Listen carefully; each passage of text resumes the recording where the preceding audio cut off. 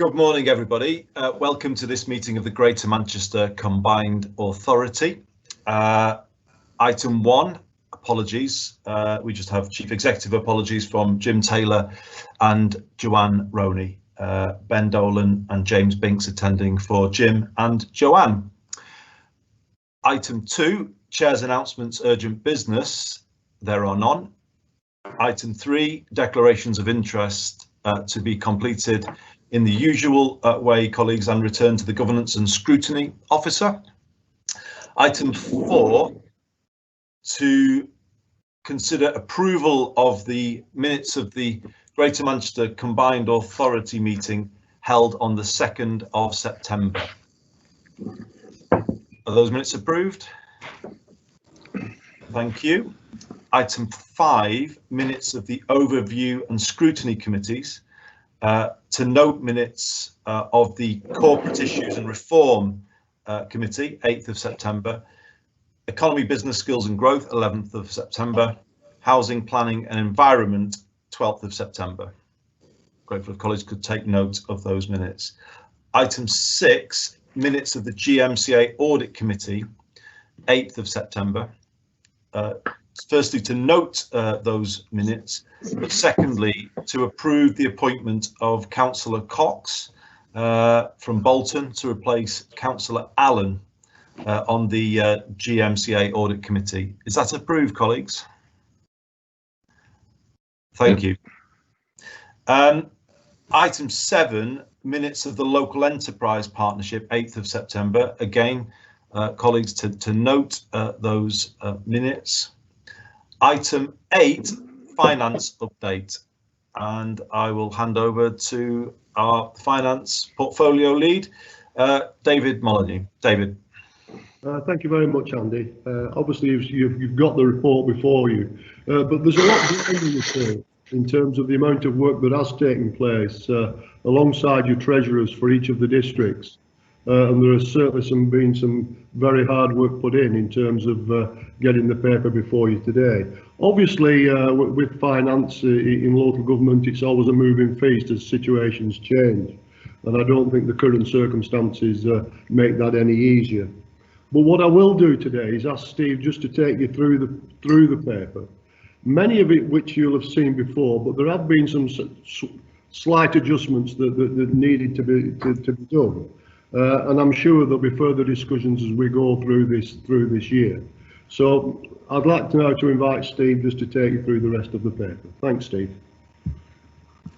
Thank you very much. I'll just wait to go live. So the okay, thanks. So the paper, I'll go through it as quickly as possible because I'll take it largely as read, but it provides an update on the impact of COVID finance across the local authorities and GM-wide budgets, and draws out a couple of key areas and a couple of decisions. So if I just highlight those, overall you'll see that the impact forecast for 2020-21 of COVID is 754 million. With funding of 320 million received from central government, leaving 434 million as a net estimated pressure. Same caveats that we always say with this is based on forecast. This is largely excluding any significant impact of a second wave. So obviously these numbers were pulled together as cases were increasing, but they don't include any significant provision for costs associated with a full second wave. So there is there would be a potential increase in costs associated with that. There's a breakdown by district and by area in the paper for you to see how that falls. I won't go through that, but I'll just draw out a couple of the key GM-wide issues in addition to the district issues. So on waste, the position has stabilised since the household waste recycling centres opened. So the paper's setting out that we still believe we're in a position to cover the increased charges that would have been levied on districts as a result of the increased tonnage being received through the centre from districts. So we would aim to ensure that no district has an impact from that charge, and that will be covered from other underspends in year and from 2.2 million of reserves set aside to fund that. In addition, a review of the wider reserves of the waste budget has identified that we'd be in a position to release a further £5 million back to the 9 waste districts based on current forecasts. So we're seeking the combined authorities' approval for that return of £5 million today. On the combined authority core budgets, we've been reviewing those budgets to see if further savings can be made, and we have implemented a vacancy freeze at the combined authority for all but exceptional cases. We believe this will release £1 million or 25% of the core staffing budgets of the CA back to districts, or funding that can then be used for GM-wide investments. And over the next couple of weeks, we'll have further conversations around potential investments that may be proposed from that source of funding. On Metrolink, it continues to be a significant reduction in fare box income, and with further restrictions having been implemented, then that may reduce further. At the moment, we've got central government funding confirmed until the 28th of October for Metrolink services, and discussions are ongoing with DfT over funding for the remaining part of the financial year. If we don't receive any further funding, then there would be a pressure between 18 and 26 million against Metrolink revenues in the rest of this financial year. But we are hopeful that there will be a settlement and continue to work with colleagues in central government on that. And finally, really for this first COVID finance paper on business rates, there's a detailed explanation of where we're up to on kind of understanding commitments. And there's further work now going on to make sure we can reduce any proposed further commitments on business rates to an absolute minimum of only critical investments, therefore optimising the funding available to be returned to districts or to be used for other sources. So those are the key issues I want to bring out in this paper. I'll take the other 3 finance papers as read, and happy to take any questions on those 3 as well.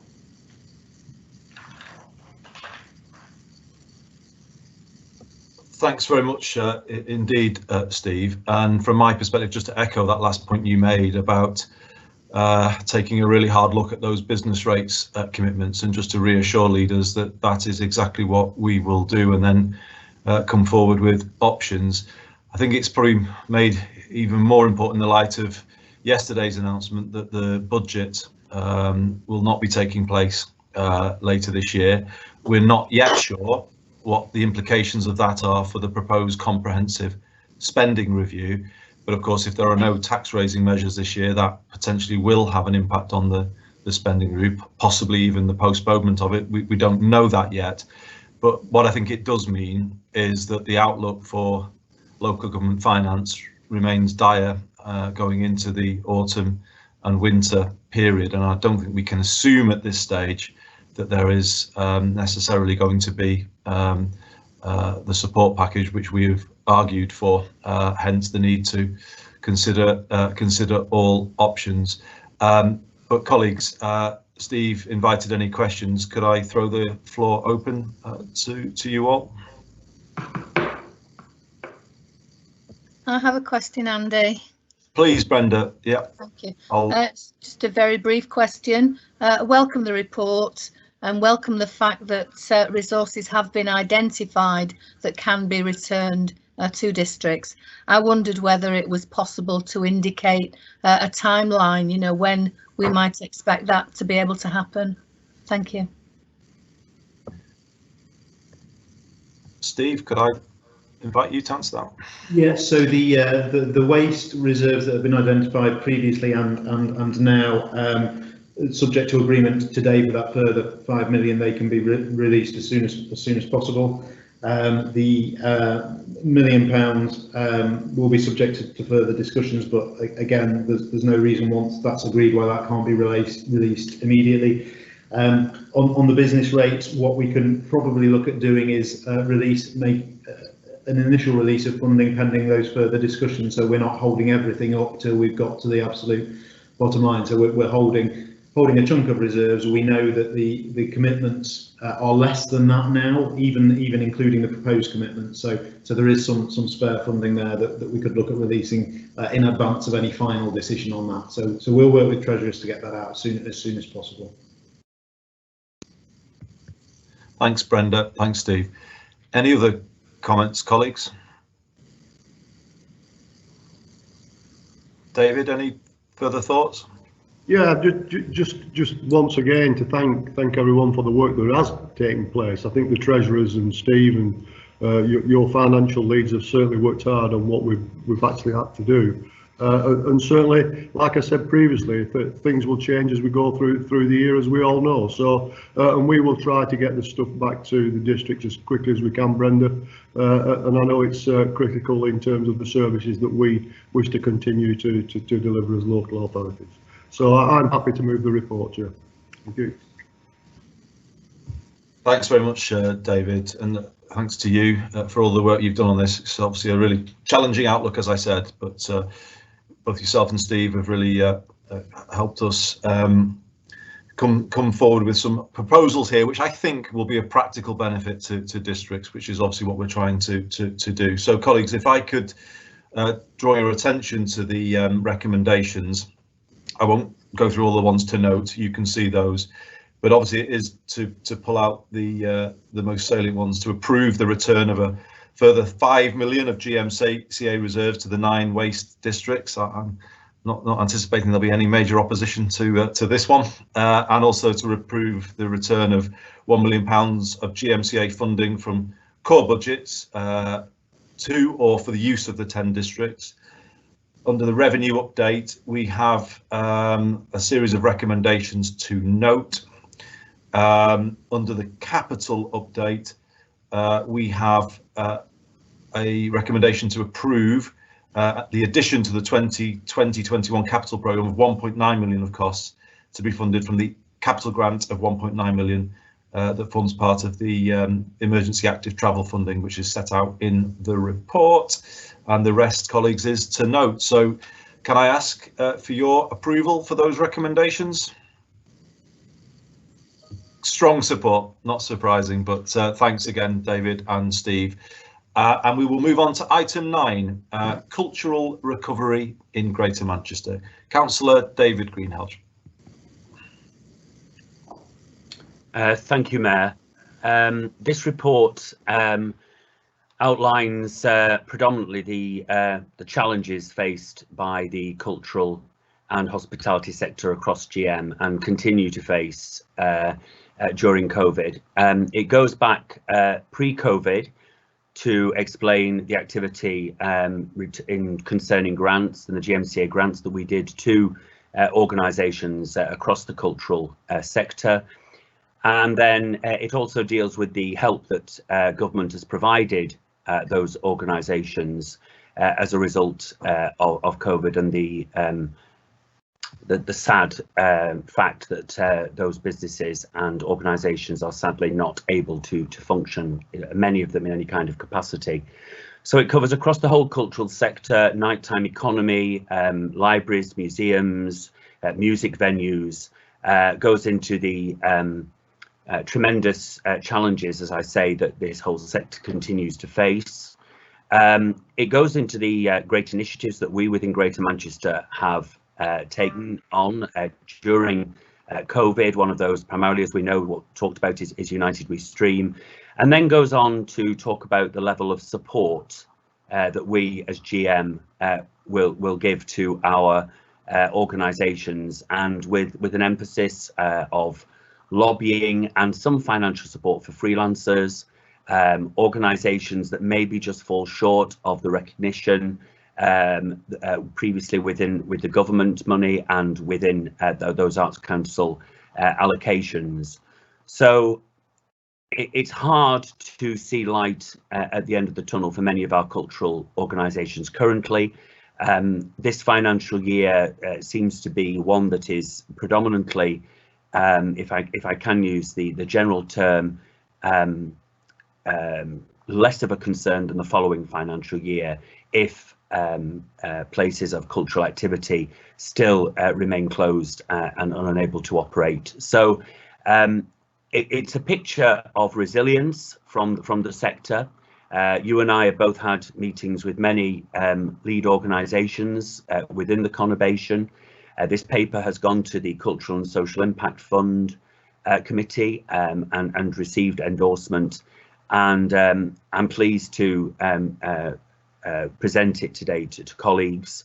And the recommendations are just to note the Greater Manchester national activity today to support the cultural sector, and agree the draft GMCA cultural recovery plan set out at Appendix B, and I'm happy to take any questions. Thank you. Thanks very much, David, and again, on behalf of everybody, thank you for all the work that you've done. This remains a really tough time for the cultural sector. Obviously, there has been support provided, but I think yesterday's announcements might not necessarily help all of the organisations that are worried about the future, and we are going to have to work quite hard to keep them going and keep their hopes up over what will be a difficult few months. So, colleagues, are there any questions to David? I think Councillor Eamon O'Brien is indicating. Eamon. Thank you, Chair. I just wanted to, first of all, thank Councillor Greenhalgh for the work he's doing on this, because it is an incredibly important part of not just our economies, but also the sort of life and you know, the sort of vibe of our boroughs, and that really makes a difference to a place where you live. It's what you do with your time and how you enjoy life, as much as, you know, just how you sort of go about your daily business. And so it can't be underestimated how important it is to protect our cultural economy, but also just have the opportunities to celebrate and enjoy things, especially in this difficult time. And I know in Bury we were incredibly looking forward to our year as the town of culture, and worked incredibly hard to pull together a programme of activity, which sadly we didn't get to carry out most of it, trying to do as much virtually as possible, but inevitably weren't able to. And so I really just wanted to raise a point, and I know there's been a huge amount of support from the GMCA and Councillor Greenhalgh in support of Bury's ambitions around this. You know, we have, you know, the need to, I think we have the centrepiece really is our Happy Festival, centred around the life and work and influence of Victoria Wood.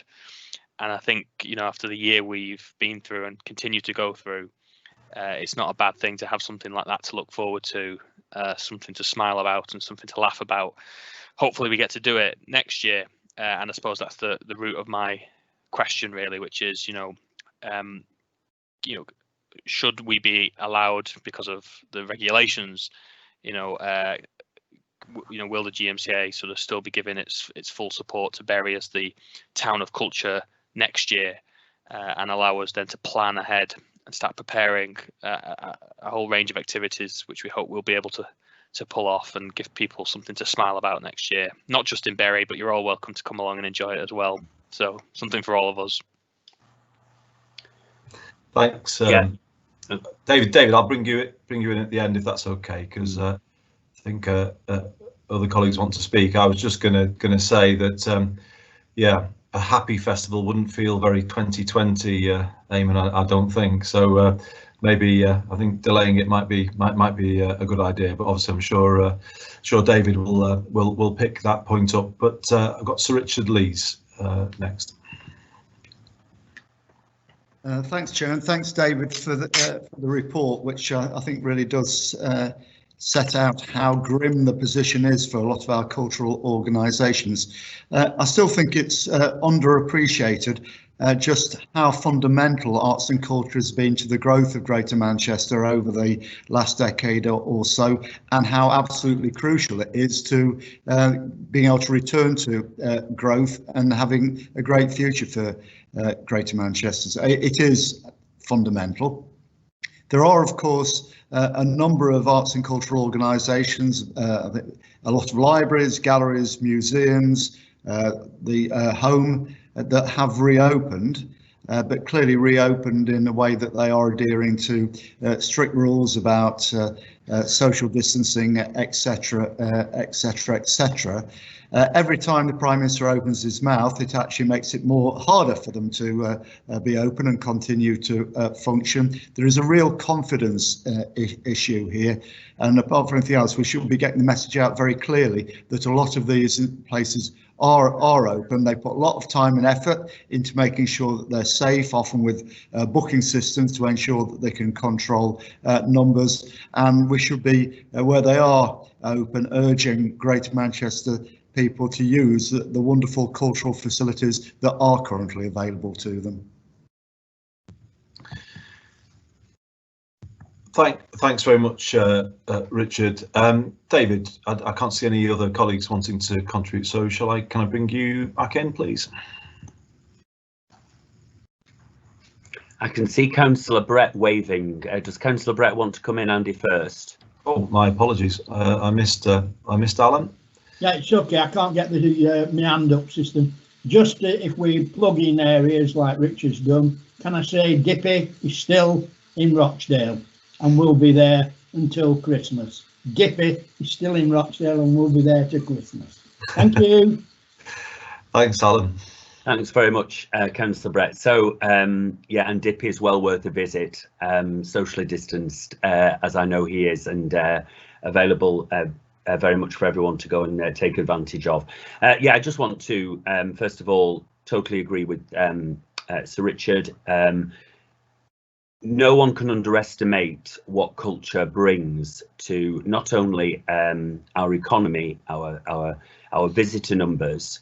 You know, Greater Manchester is renowned internationally for its culture, and the input it has on the economy must never be forgotten. But also with that comes, and I think we go back to Councillor O'Brien's point in terms of happiness. It has an incredible impact on, we know, and this is evidenced, on well-being, and people who not only witness and take advantage of culture, but those that actively take part in cultural activity.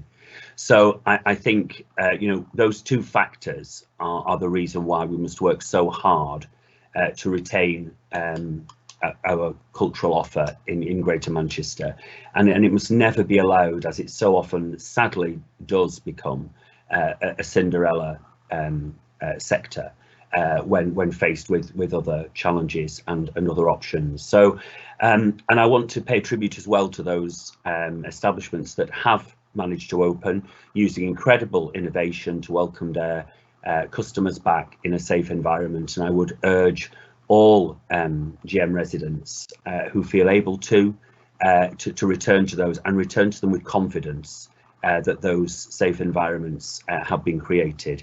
And finally, returning to Councillor O'Brien's point on the town of culture, yeah, it was like we give with one hand and we take with the other, and I can certainly assure, I will speak with officers, we've already mentioned this, it would be so harsh to say this is your only chance and sorry about that. No, we will do everything we can, and I'm sure I can give a guarantee that we'll be able to roll it over, and as has been alluded to before, bring on the happiness, because we'll all be desperate for it, I think, by the time we get there. And I look forward to seeing what you do. And can I finish finally by thanking the officer team at Culture at GM. The officer support I get is phenomenal.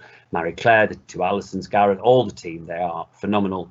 It's a joy to work with them, even through these challenging times. So I have great pleasure in presenting this report and able to just lobby on behalf of this sector. Thank you.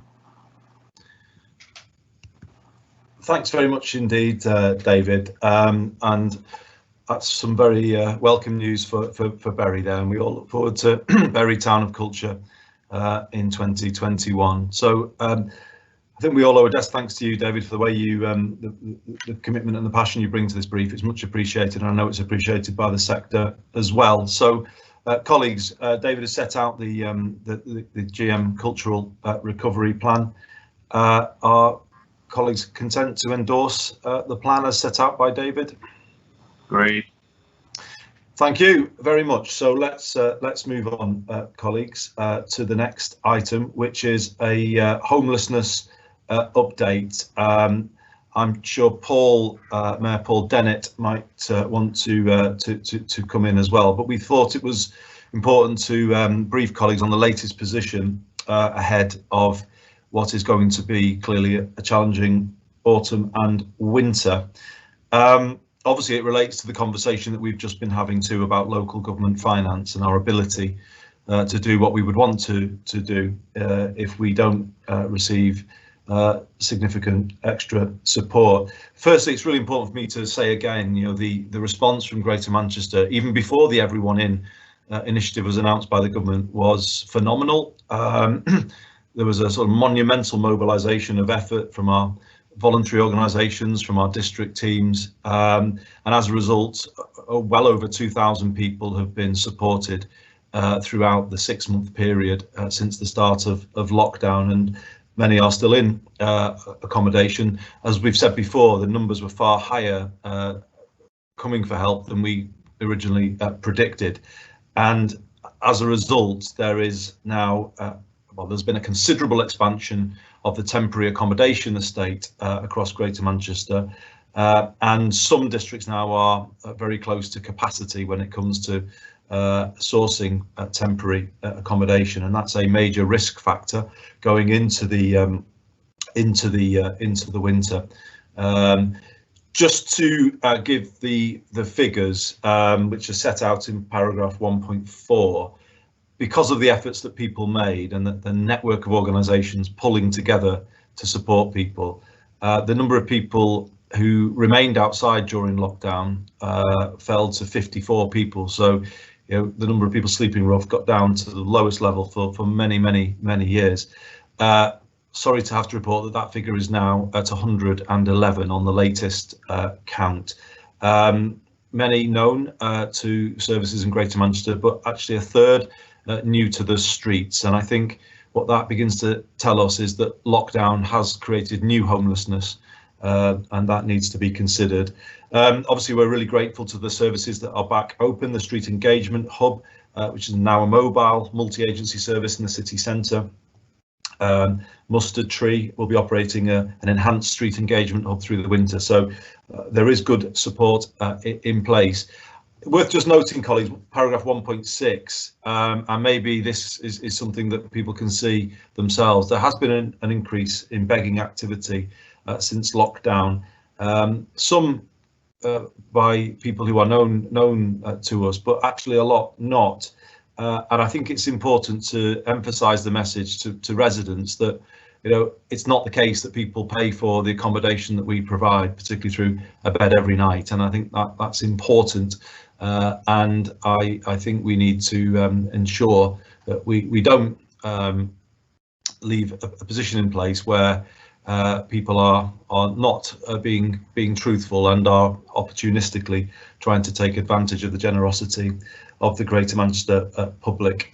So we will be taking a more assertive approach, both supportive, I should say, first, but also assertive with respect to people who have accommodation and who are not rough sleeping or homeless. So just looking to the future, the Greater Manchester authorities have been notified of more funding from the government's Next Steps programme. This is interim funding of £3.6 million, and colleagues, you'll be familiar with your allocations, but they are set out in the table towards the end. This will help to expand temporary accommodation in the short term, but I'm sure you would all agree it is not enough. It's not what we asked for. We asked for funding to support 700 places. This funding supports about 575, so we're a little short, but those number of places can be sustained until March 2021. So obviously it's welcome as far as it goes, but there will be extra pressure. The next part of the Next Steps Accommodation Fund is the funding to deliver move-on homes, and Greater Manchester has a bid in place for 500 homes by March 2021. This is ambitious, but doable given the work that we've put in place over the years, actually, to improve our response to the rough sleeping challenge. So the message I think from this morning is, please, government, if they could get a move on and allocate this funding as quickly as possible so that we can deliver it by what is already a very challenging deadline of March next year. Alongside that, of course, we have our existing Housing First programme, and we're hoping that 130 people will be able to benefit from Housing First tenancies in the next 6 months. So a range of support is available. Colleagues, we wanted you to have this update, given that the economic pressures are building on the back of the Chancellor's announcement yesterday. I think there'll be a lot of sectors worried who haven't found that there's enough support being provided. I think we can predict that redundancies will be increasing in Greater Manchester, unfortunately, over the coming weeks and months, and therefore the homelessness challenge is likely to get bigger. It was important to give you the update as we are today, but I will invite Mayor Dennett to provide any extra information that I may have missed. Paul.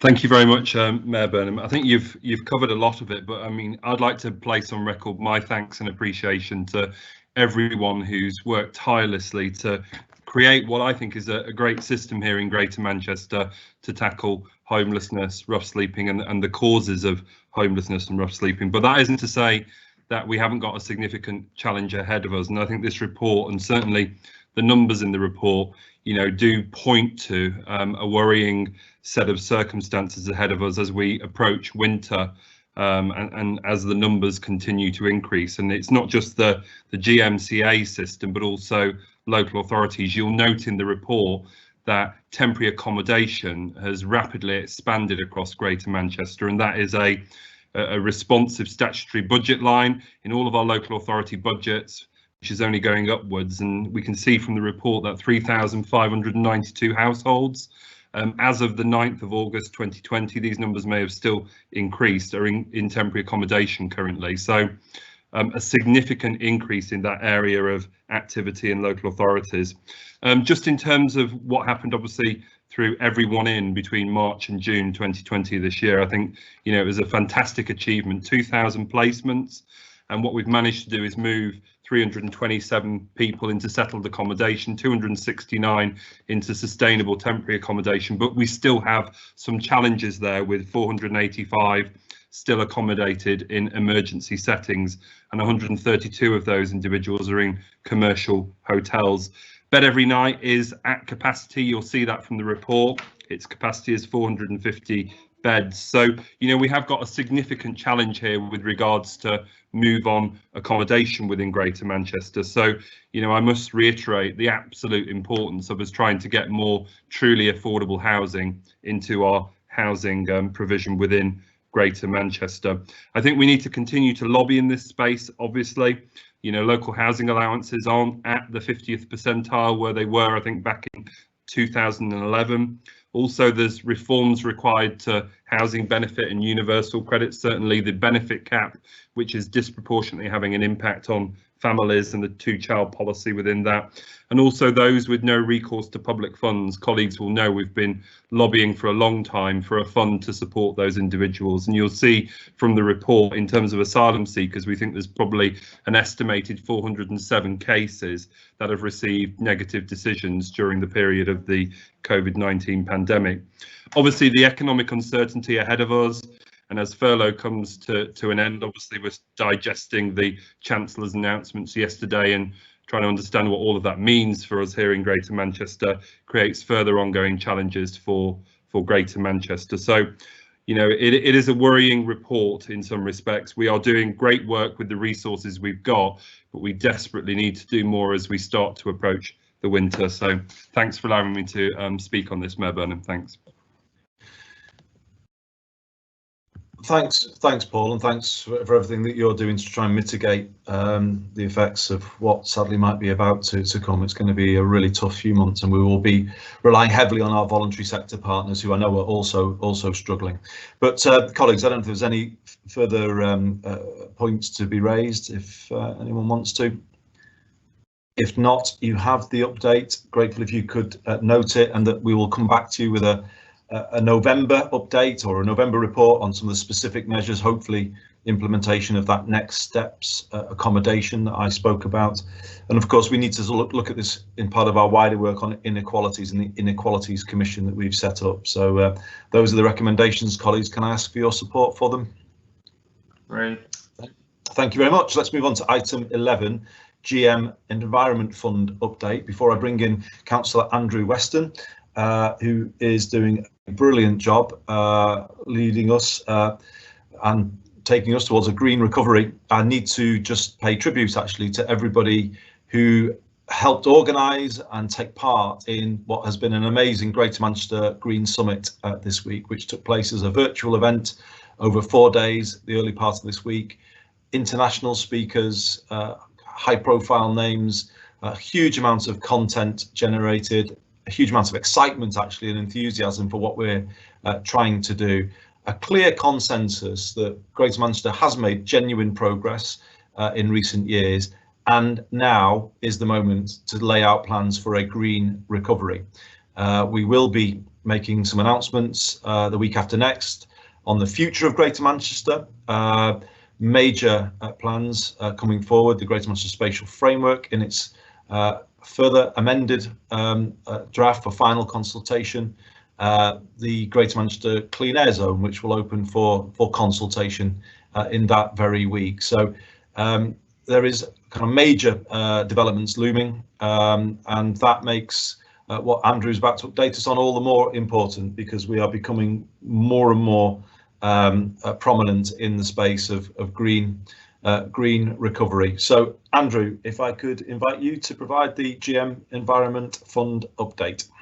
Thanks, Andy. And actually, you said very much what I was going to do in placing on record my thanks to everybody involved in pulling the Green Summit together this year. Obviously, the circumstances were such that it made it quite a challenging event for the team to organise, but they did do a fantastic job, and I'm grateful to them all for that, because it did showcase what is now a really wide range of interventions that we've got underway across the city region. I do just want to say something in terms of the feedback that we've had on the event, just to give an assurance that we will be putting this right next year, and that we were very much a victim of the circumstances that we found ourselves in, which was around the diversity of speakers at the summit. And whilst we were almost 50-50 male and female speakers, we did not achieve that. That's something that we need to try and address for next year, but also in particular the lack of representation of BAME speakers. Whilst we did have we went without BAME speakers entirely, we certainly did not have enough, and I'll be taking that up as something to resolve for next year. And I think it's important that we acknowledge that. And whilst there were specific reasons for that, is something that we do know that we need to get right. But in terms of that range of interventions that I mentioned, I'm really pleased to be bringing forward this paper today, setting out some information around the GM Environment Fund, which in short is about broadening the range of investment into projects to enhance the natural environment across the city region. And it was something that we committed to and that the team have been working on since the publication of the 5-year environment plan. So the fund aims to stimulate investment to deliver positive environmental impact across GM, and the way it's been structured and set up, I guess the success of it will depend very much on the ability of the fund managers to attract sustainable funding for us. So in terms of governance, therefore, progress will be monitored by a fund board and be reported quarterly into the CA, and it's something that we'll really need to keep an eye on, because this is a really important fund for us moving forward. And, you know, in recognition of that, we did agree as a CA to put £15,000 in to help get the fund off the ground, and that then leveraged in match funding also from the EA, Peel and UU, which was very much appreciated and allowed us to procure a partner to establish the fund as a charitable vehicle, which is the Lancashire Wildlife Trust. For information as well, our investment advisors will be Environmental Finance, who are very much the leaders in the field. So I mentioned governance around the board, but full details of that are set out at section 2.2 of the report. But it's the attached annex really that I draw colleagues' attention to, because it takes us through all of that in some detail, but also talks about some of the things that this fund will enable us to do. And it is something that amounts very much to a trailblazing regional development fund for the environment. So it's a really good place for us to be moving into. It'll allow us to focus on schemes such as a habitat bank funding facility, a carbon offsetting facility, a sustainable drainage scheme fund, and a built environment carbon fund. So again, a chance for us to really scale up our activity in this area. So I hope all colleagues will be able to support the recommendations and get behind this fund moving forward. Thanks, Andy. Thanks very much indeed, Andrew. And as you say, a really positive development coming in the week of our Green Summit, and will be an important fund for us going forward, I think, for the long term, actually. So a very welcome development. So, colleagues, are there any questions to Andrew? If not, can I ask, therefore, that you approve the initiation of the fund and delegate authority as set out in the paper to finalise the form and the makeup of it and the GMCA's role within it, and to note the other recommendations, including agreeing the GM Environment Fund briefing note for publication, which is set out at Annex 1. Colleagues, is that approved? Great. Thank you. So, Andrew, we are back to you for item 12, which is Green Homes Grant Local Authority delivery. Back to you. So more good news actually on something that's already happened, in that it's just to make colleagues aware that we've submitted a bid into try and access £4.7 million of government funding for the Green Homes Phase 1 fund. So it's just effectively, and I'm sure you wouldn't look a gift horse in the mouth, to ask for colleagues' permission to accept that funding if successful. And so to that end, just to give you an idea of what the fund will enable us to do, because this, if we are successful, is a programme of work that would enable us to save in the order of 36,000 tonnes of carbon emissions over 20 years, alleviating fuel poverty for more than 500 homes in the city region. And that would be through work such as solid wall insulation, window and door replacements, implementing smart meters in homes, for example. So a really, again, important piece of work around energy efficiency in the home. But I'm really pleased that in particular through this, we will be targeting low income households, and there will be a threshold of a maximum income gross into a household of £30,000 in order to access some of these interventions in the home. And I think that just underlines the opportunity that we have with the work that we're doing in the green space, in aligning both, you know, climate action and social justice. And I think that's something that's not talked about enough as we approach this, but this is a prime example of the opportunities that we have to do that. So I hope everybody will welcome this and that people are happy for us to accept the funding if we are successful. Thanks, Andy. Many thanks, Andrew. I'm pretty sure they are, but that's a really positive thing if we can obviously support 500 properties in Greater Manchester with measures to alleviate fuel poverty. That's really positive. And this, of course, helps us stimulate the whole movement towards a greater retrofitting programme for Greater Manchester. So really positive. I wouldn't anticipate any colleagues have any issues, but any questions at all to Andrew? No, if not, colleagues, can I ask therefore that you agree the recommendations?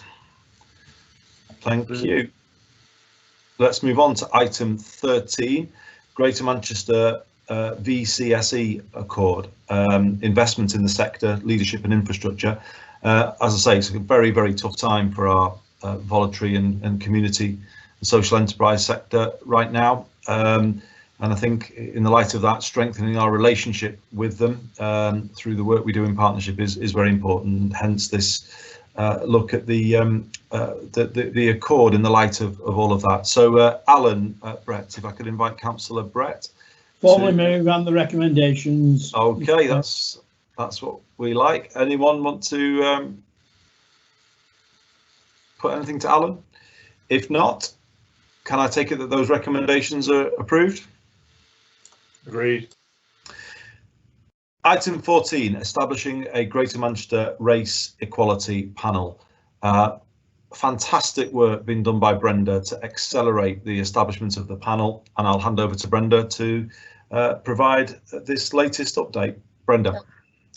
Thank you, Andy. I'm really pleased to present this report, actually, and it does obviously seek the endorsement of combined authority to enable the establishment now, the formal establishment of this race equality panel. Before the terrible onset of coronavirus, we knew then that inequalities existed in Greater Manchester, and we know also that as a result of Mayor Andy Burnham's intervention, a series of roundtables was convened to explore those issues and those possible ways to address them. And that was, I think, around June of 2019. And so following that, 2 engagement sessions were held. They involved community leaders and over 100 people who represented diverse faith and race communities at all levels across GM. And the result of these discussions was agreement that we actually set up 2 panels, a race equality panel and a faith panel, because it was felt that a single panel would just have far too much work to cope with. And so we did agree in June of this year that the race panel be set up as a matter of urgency, and the faith panel would follow hopefully quite quickly. And as the report does indicate, it became really very apparent very quickly that the pandemic served to highlight even greater inequalities in our Black, Asian, minority ethnic communities, and that these equalities must be addressed and must be addressed as a matter of priority. And so listening exercise took place in July and one in August of this year. They set out the views of the community leaders and of voluntary organisations and equality leads, and many others actually. About 300 people were engaged in those events. And they identified the very important areas of inequalities that they believe should be at the heart of what the panel needed to focus on. Turn to section 3 of the report. That describes in some detail the views that had been formed during this exercise, and it was felt strongly that tackling racism, discrimination and inequality in all its forms across the whole of the public sector, the police, the criminal justice system, etc. was very, very important. And the listening exercise held strong views also about the mission, about the aims and about the objectives of the panel, with a clear ask that all communities understand and are able to feed into the ongoing work of the panel so that they can help to shape the future ideas and solutions that we would hopefully have in front of us to consider. And we want to be able to get on with that work now formally. We want to set that panel up, and you'll see in section 4 the final sort of principles that would be applied once the panel is established. The terms of reference are there and the key issues for discussion. And then section 5 takes us to the job of setting up the panel itself. And we propose actually to use the same method that we used very recently in setting up the Women and Girls panel. That proved to be very beneficial to us.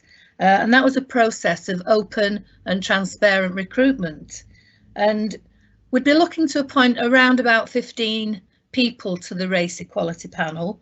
And hopefully, well, we would intend that they would come from all across Greater Manchester, every district to be represented, and of course all communities as far as it's reasonably possible. And the chair of the panel, that is yet to be developed and discussed, but we would expect that that person would come from within the panel itself. You know, we wouldn't be thrusting someone on the panel, but that would be a discussion for the first meeting so that they would have the right to choose whoever was going to be their chair for the future. And I think it's only right for me to put on record my thanks to the staff that have been involved in this whole exercise. They've worked brilliantly, extremely quickly to get us to this point, you know, in developing this very urgent need, and I do want to thank them very much. So I'm asking for support of Combined Authority today, asking for the endorsement of the report and the agreement that the 2 recommendations that you see at the front of the report are accepted, and that will give us the green light to start getting on with this very important work. We're actually in a go situation to put out an appeal across the whole of Greater Manchester through lots of different media for people to actually put themselves forward for consideration to be members of this panel. So that that button will be hit today as soon as we say yes, I hope. So I am looking for your support. Thank you. So happy to answer any questions. Thank you. Thanks very much indeed, Brenda. Accelerating the establishment of a race equality panel for Greater Manchester was a key part of our response to the Black Lives Matter protests, and I'm really grateful to you, Brenda, for what you've done, actually, the personal leadership you've given, but as you say, for the support of our officers as well in moving so quickly. I don't want to let go by without response to the very important point that Andrew Weston raised earlier about the level of diversity at our Green Summit, and obviously the establishment of a panel is intended to improve these things by having greater input into all of the activities that take place under the Greater Manchester banner. So the quicker we establish this, the better, to obviously address some of those problems that Andrew rightly identified.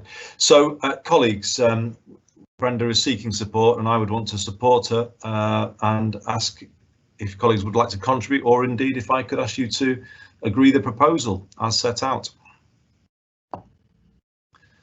Brenda, that's strong support, so I think that is agreed, and we will now get on and establish the panel. Thank you, colleagues. Thank you, everyone. Item 15, Greater Manchester International Strategy refresh. Councillor Elise Wilson. Elise. Thanks, Andy. Yeah, thank you. So this is the outcome of a collaborative piece of work that we've done with all the boroughs, and it was considered by the Growth Board. We have also worked closely with the Greater Manchester LEP, and I'd like to thank all of those who've helped pull this together and officers' hard work in doing so too. So you'll remember that in 2017, Greater Manchester Local Enterprise Partnership, the LEP and the GMCA agreed a 3-year international strategy, and it was due for a refresh, and then COVID happened. And so what happened was the refresh was adjusted into a 12-month strategy that sits alongside our Living with COVID plan. And it really is looking at an immediate response, if you like, to the current situation. It builds on the priorities that we've already had, but like I said, make sure that we're really relevant. So I suppose to cut to the chase, I'm aware of time, Chair, you'll ask me what's new. Well, it reflects the new LEP economic proposition, and it incorporates the spirit of Build Back Better, and there's a real focus on research and innovation.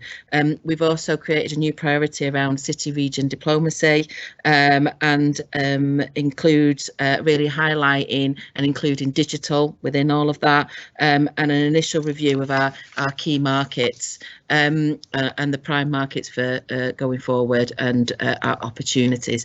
I'm going to leave it there. It is a really good piece of work that I think really helps us set our stage for a national and international viewpoint, and so happy to take any questions on that, Chair. Thank you. It is a really important piece of work, Elise. Thank you for presenting it so clearly, and it becomes more important, doesn't it, now in the world that we're going into.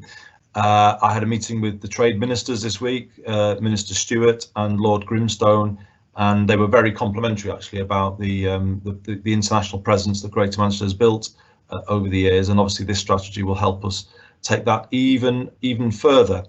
Are there any colleagues who'd like to comment on this? Councillor Sean Fielding and then Mayor Dennett. Thanks, Chair, and thanks to Elise for bringing this paper forward today. Absolutely welcome the paper. I think it's a good piece of work. But I'd just like to a special mention really, and to say that as the work develops, can we encourage some more consideration of building on strong cultural links with places, for example, like Bangladesh, as well as having a huge number of people in the city region of Bangladeshi heritage. I do know that the Mayor had a successful trip there last year, and there was a memorandum of understanding signed with the city of Sylhet. So there's huge potential to build on relationships like these for the benefit of both places, and of course other places where we have significant populations of people of the heritage of countries that aren't necessarily recognised in this paper. So special mention for Bangladesh, but just a general point about reflecting some of our demographics of Greater Manchester and building our relationships with the countries that are relevant. Thanks, Sean. Paul Dennett, Mayor Dennett. Yeah, no, thanks, Mayor Burnham. This is a really good report. Just wanted to ask for probably an inclusion around some of our unique assets. I firmly believe that one of our unique assets that's not been delivered yet is the trimodal port within Greater Manchester, that is Port Salford. So when we talk about international trade, we have to think about logistics and freight and how things move around a global economy. So the realisation and the delivery of Port Salford in terms of tackling congestion, getting more on our waterways from a transport point of view and our rail is absolutely integral, I think, to how we build back better. This isn't just about money flows, this is about how our economy works and functions, and also being cognizant of the fact that we're obviously a global economy, and trade relationships do depend on infrastructure. So just a plea really that some of our unique assets, even though they may not have been delivered yet, are still in the realisation, and one of them, in my opinion, is absolutely Port Salford, which helps tick the box in lots of other ways in terms of tackling congestion, air quality and a whole host of other things aligned to our green economy in Greater Manchester. So just those comments, please. Thanks. Thanks, Paul, and certainly Port Salford is a major strategic opportunity for us. Just to echo Sean Fielding's point before I bring you back in, Elise, we did have an extremely successful visit to Bangladesh with Councillor Jabbar from Oldham last year, and it really emphasises the diplomacy point that you made. Obviously, there are many of our communities that have strong links to certain parts of the world, in this case the Sylhet region of Bangladesh, and I think it's really important that they see us connecting with those places and giving back, if you like, given that so many people have come from the region to build up our services here. And I think that is adding a new dimension to Greater Manchester's international work. So I really welcome the focus on that diplomacy, city-to-city diplomacy, and I think that will add an extra sort of string to our bow in the in our international work. But Elise, I don't know if you wanted to come back in. Yes, please. I concur completely. Obviously, this is a 12-month refresh. It is a real response to the current situation that we're finding ourselves in. We will obviously want to embark on further work going forward and put something with a bit more longevity into it. But I absolutely take the points around Bangladesh, and I think that it is important that we recognise that, and I completely concur on those points. And again, this strategy does not sit alone, it sits alongside everything else, and I'm sure as we work towards a more longer term, we'll see certainly the big bold plans that we've got across Greater Manchester, including in Salford and Port Salford, become more and more prominent in the future as we redesign this going forward. So thank you, Chair. Happy to propose the report as it is. Thanks, Elise. So the refreshed Greater Manchester International Strategy is put forward for your approval. Is that approved, colleagues? Thank you very much. And Elise, I need to bring you back again for an item which I believe probably needs to become quite significant and a prominent item on our agenda every month, because this is going to become more important going forward. But the monthly economic recovery update, Elise. Yeah, thank you. And I think, yeah, you're right to point that out. And it is, we have been reviewing this now for some time. We've had an economic dashboard come to before the Combined Authority on a monthly basis for a while. I think both in terms of the crisis and with coronavirus and the Brexit, obviously, it is going to continue to be challenging going forward, and the importance of monitoring this data is going to become even more important. So this resilience dashboard is aims to provide an update on the data and the intelligence that we've got at the minute. We are now over 140,000 Greater Manchester residents who are on unemployment benefits, and that's an increase of 90% since March. This increase would have been much worse, I have to say, without some support, without the support that the government has made available for businesses and employees, and that's why I've been quite concerned for some time now about the withdrawal of the furlough scheme. And particularly at a time where we're seeing across Greater Manchester further and harsher restrictions coming in on people and businesses imposed by government, and that is creating a particularly difficult time and ratchets up the challenge, I suppose, for the people of Greater Manchester and the businesses that we run. I do, however, welcome broadly the Chancellor's announcements yesterday. I remain concerned, however, that within those announcements there was nothing there for those 140,000 people who are already unemployed, and there's nothing, although there was some indication that something in the future, there wasn't anything clear there yet for those that are self-employed. And earlier today on this on the agenda, we have discussed in quite some detail the cultural recovery in Greater Manchester, and that of not just the culture but the visitor and hospitality sector as a whole, and I remain concerned for these areas, as well as aviation and various other sectors that have been disproportionately affected. Now, the spending review will be crucial to our economic recovery in this crisis, and we await that, although again the Chancellor's said there's going to be no budget, so we'll have to wait and see what that's going to mean. Now, the leading economists on the Greater Manchester Independent Prosperity Review reported this week levelling up will require not just investment in infrastructure and research and development, as essential as these are, but also for Greater Manchester to be able to lead the way in supporting our people with resources and powers around employment and skills and wider public service and healthcare reform. And we're making that case to government for those resources and those powers.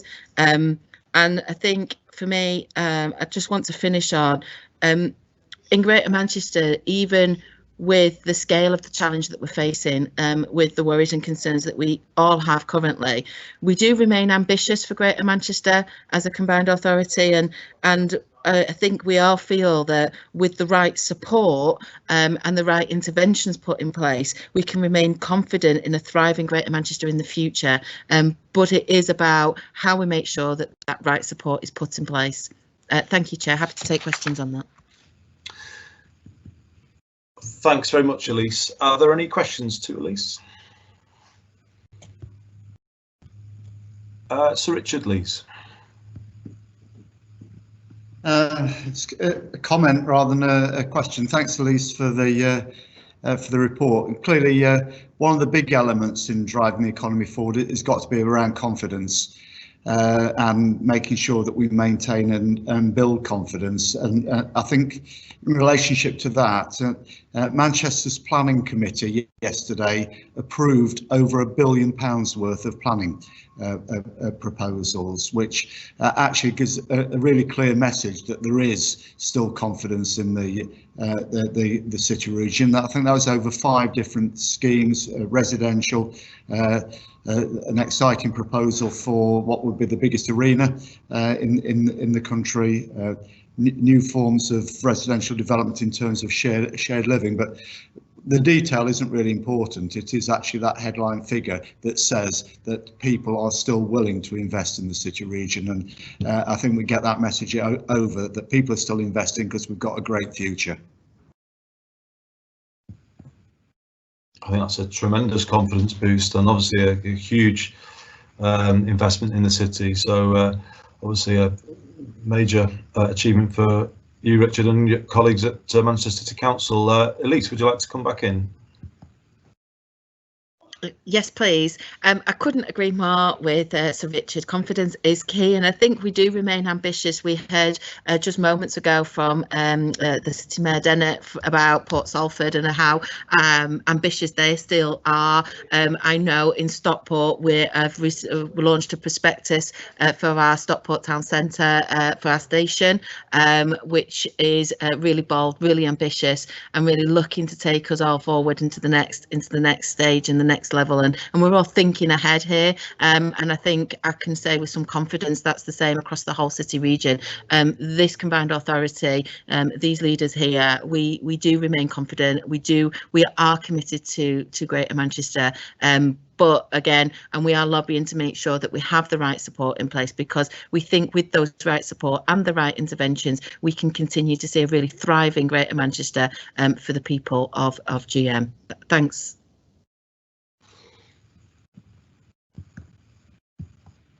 Thanks, Elise. As I say, we're probably going to spend a lot more time on this item in CA meetings to come, but thanks, Elise, for the update and bringing to our attention the issues that we will have to navigate going forward. So, colleagues, I'm just simply asking for you to note the dashboard at this point, and we'll come back to fuller discussions later on. Let's move on to item 17, Mayor's Cycling and Walking Challenge Fund. The CA is well versed in what we're trying to achieve with the B network, and we all want to make rapid progress. So this latest update is presented in that spirit. Firstly, just to note the delivery priorities for first phase of the programme. They're set out in Appendix 1. The two substantial decisions here. Firstly, you're being asked to approve £6.9 million of mayoral challenge funding for the Stockport Bramall Park to A6 major scheme. This is in order to secure full approval for the scheme and the signing of a delivery agreement. So hopefully some exciting news for Elise and Stockport. But secondly, it's about approving the release of development funding for two very important schemes which have been worked on. The first being the Manchester to Chorlton scheme, which has been the subject of considerable consultation. Secondly, improvements to the northern quarter. I think both of these would significantly enhance cycling connectivity, walking infrastructure around the city centre and routes out of the city centre. So they're two very important schemes. So colleagues, won't go through any further detail other than asking if anyone wants to raise any questions, and if not, to ask for your approval for those recommendations. Thank you very much. In a similar spirit, colleagues, item 18, again, I don't intend to go through it because you are familiar with all of the proposals here. This is a 6-month progress report on the local growth deal and some expenditure approvals, in particular being asked to agree the expenditure approvals for the phased delivery of the remaining SBNI works 2020-21, and that they should not exceed 6 million as set out. Also to agree the expenditure for the delivery of the first phase of the Oldham Town Centre regeneration works, and they would not exceed 1.35 million, much as Sean might want them to. That's the proposed limit. So colleagues, I won't take you through any more of the detail. You can see it all laid out in the report. This is about continuing to build up our infrastructure, even in challenging times. And I will firstly open up the floor if anybody wants to comment. If not, can I ask for your approval for those recommendations? Thank you very much, colleagues. Item 19, tripartite agreement between GMCA, GM housing providers and the Greater Manchester Health and Social Care Partnership. City Mayor Paul Dennett. Paul. Yeah, thank you very much, Mayor Burnham. As you've highlighted, this is a tripartite agreement between the CA and also our housing providers and our health and social care partnership here in Greater Manchester. It's a draft and it's here for comment and approval from the CA today. This has also been fairly well received across the whole of Greater Manchester to date. It has been to scrutiny and it's been to a variety of health and social care groups as well. And what we're hoping to do probably in the next few weeks is look to launch or have a signing event around the tripartite agreement we've crafted. Colleagues will be aware our social housing providers are, really important within Greater Manchester, and we've got a long established relationship of working in collaboration and partnership with them over many years. And as colleagues know, they're active partners in terms of delivering some of our priorities here in Greater Manchester and working across our communities and neighbourhoods. In terms of the Greater Manchester housing providers, that is 25 housing associations who own over 250,000 affordable homes. You'll see in the actual tripartite agreement within Greater Manchester. They employ over 28,000 full-time equivalents, and they've built over 8,000 new homes in Greater Manchester over the last 5 years. So just to give you a feeling for how important this group of people actually are and organisations. The agreement before colleagues today is an evolution from the Memorandum of Understanding that the Combined Authority and GM housing providers actually agreed back in 2016. And you'll see in pages 10 and 11 of the tripartite agreement some of the positive work we've been doing. Mayor Burnham, you'll be aware that our housing providers have been critical in supporting us with Housing First, Bed Every Night, our ethical lettings agency, and also housing options for older people, right sizing, supported living, all of that really important work we've been doing over recent years within Greater Manchester. The new tripartite agreement seeks to reflect the approach and the priorities reflected in the Greater Manchester strategy as refreshed, and also the Greater Manchester housing strategy, recognising ultimately the connectivity, if you like, between housing, health, quality of life, tackling inequalities, all the stuff around employment and economy we've just been talking about.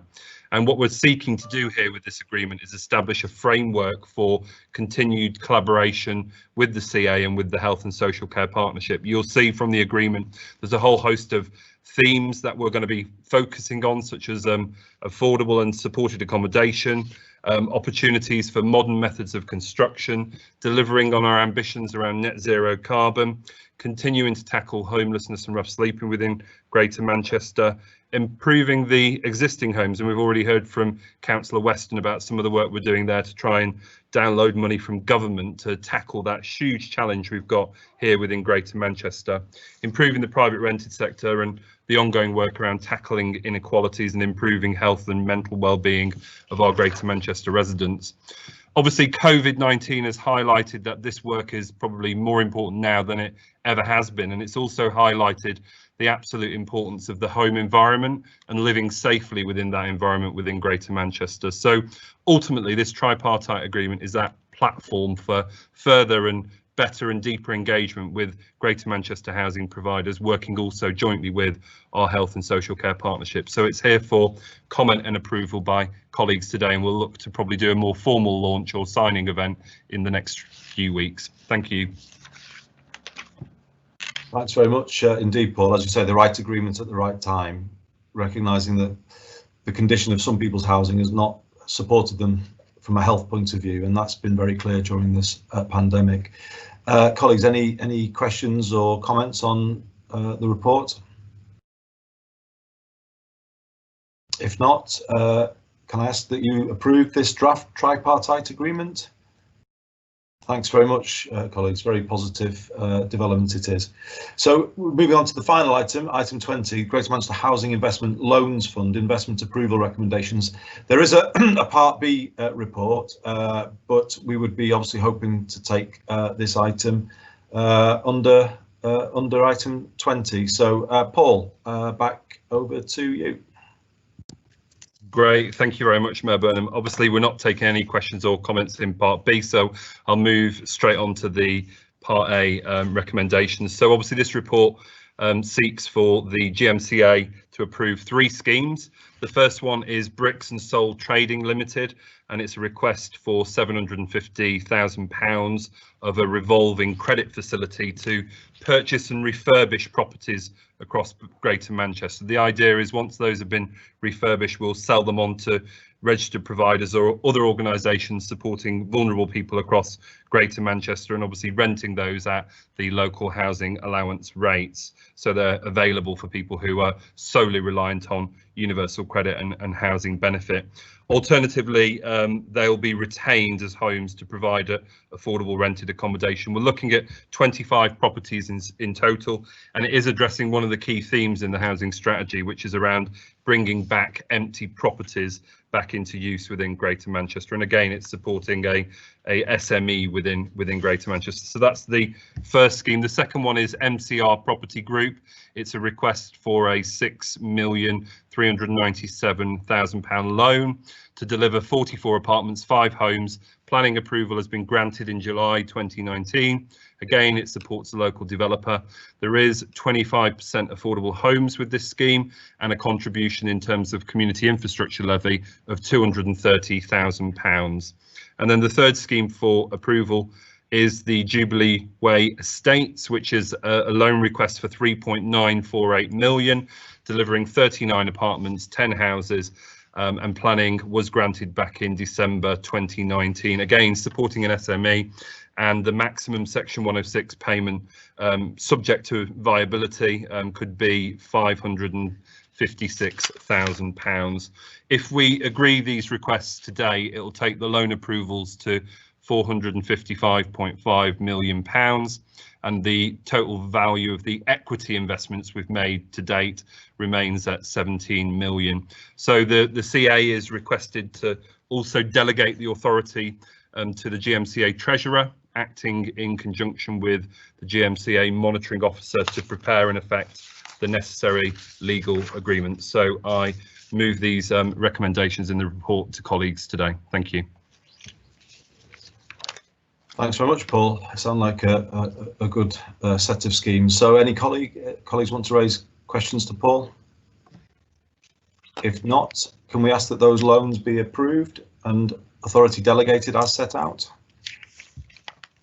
Thank you very much, colleagues, and that concludes business for this meeting of the Greater Manchester Combined Authority.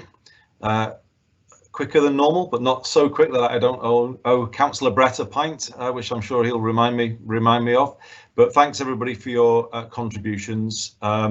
Despite living through difficult times, we've just agreed some really positive and important developments that will keep momentum building in Greater Manchester. And as Sir Richard Lees and Elise said, although we are living through tough times, there is still a great deal of confidence in the city region and people who want to come and invest here. And it's important that we ensure that that positive message gets out. So thanks everybody for your attendance, and with that I will declare this meeting closed. Thank you. Thank you.